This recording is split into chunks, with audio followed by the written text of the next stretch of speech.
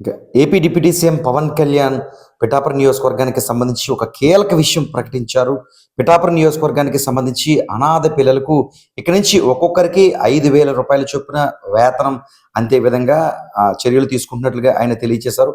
నియోజకవర్గంలో ఎంతమంది అనాథ పిల్లలు ఉంటే వారందరినీ కూడా గుర్తించి ప్రతి నెల 5,000 రూపాయలు వారి ఇంటి వద్దకే ఈ ఈ సొమ్ములు వెళ్ళే విధంగా ప్రణాళిక సిద్ధం చేస్తున్నట్లుగా తెలియజేశారు. ఇందుకు సంబంధించి తాను పదవిలో ఉన్నంతకాలం ప్రతి నెల ఈ అనాథ పిల్లలకు అండగా ఉంటూ ప్రతి నెల 5,000 రూపాయలు అందిస్తానంటూ కూడా ఆయన ఒక ప్రకటన చేశారు. అమరావతి కేంద్రంగా పిఠాపురం నియోజకవర్గానికి సంబంధించి ఆయన తెలియజేశారు. ఒక రకంగా పిఠాపురం నియోజకవర్గం పవన్ కళ్యాణ్ పుణ్యమా అని అభివృద్ధి పదంగా అభివృద్ధిలో దూసుకుపోతుంది. పిఠాపురం నియోజకవర్గ ప్రజలకు ఎలాంటి చిన్న కష్టం వచ్చినా నేనున్నాను అన్న విషయాన్ని 100% పవన్ కళ్యాణ్ అయితే నిజం చేసుకుంటున్నారు అని జన సైనికులు కావచ్చు, పవన్ కళ్యాణ్కి సంబంధించిన సినిమా అభిమానులు కావచ్చు, ఒక రకంగా పండుగ వాతావరణంలో ఆయన చేస్తున్న పనులకైతే మాత్రం హర్షాద్రేకాలు వ్యక్తం చేస్తున్నారు. తాజాగా ఈ విషయం పవన్ కళ్యాణ్ ప్రకటించడంతో పిఠాపురం నియోజకవర్గంలో జన సైనికులు కావచ్చు, ముఖ్యంగా జనసేనకు సంబంధించిన ముఖ్య నేతలు కావచ్చు, వారంతా కూడా ఎంతో హర్షాద్రేకాలు వ్యక్తం చేస్తున్న పరిస్థితి మాత్రం కనిపిస్తుంది. నియోజకవర్గానికి సంబంధించి అనాథ పిల్లల సంఖ్య కూడా కాస్త ఎక్కువగానే కనిపిస్తూ ఉంది.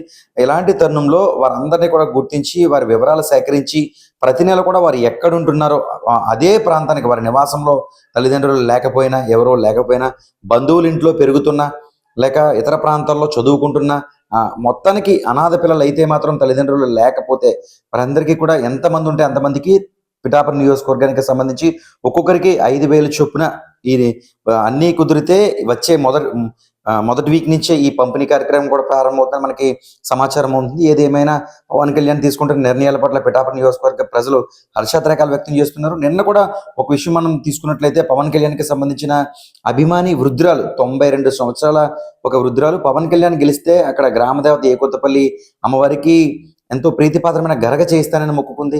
దీంతో పవన్ కళ్యాణ్ గెలిచిన తర్వాత తనకు వచ్చే పింఛన్లో 4,000 పింఛన్లో 2,000 రూపాయలు తన ఖర్చులకు తీసుకుని ప్రతి నెల కూడా 2,000 రూపాయలు పక్కన పెట్టి దాదాపు పవన్ కళ్యాణ్కి సంబంధించి 50,000 రూపాయల పైగా నగదుతో అమ్మవారికి గరగ చేయించి పవన్ కళ్యాణ్ పేరుపై అందించింది.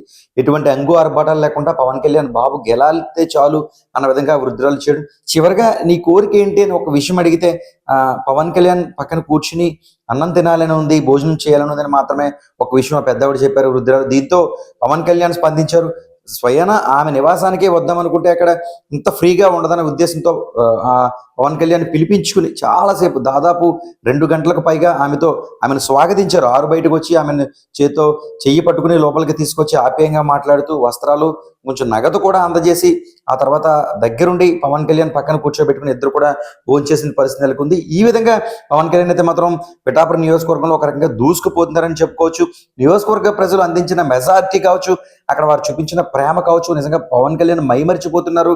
పిఠాపురం నియోజకవర్గానికి ఏ చిన్న సమస్య వచ్చినా నేనున్నాను అన్న విధంగా అయితే మాత్రం దూసుకుపోతున్న పరిస్థితి కనిపిస్తుంది. ఇప్పటికే విద్య వైద్యకి జిల్లాలోనే పిఠాపురం ఒక నెంబర్ 1 గా ఉండే విధంగా అయితే మాత్రం కనిపిస్తుంది.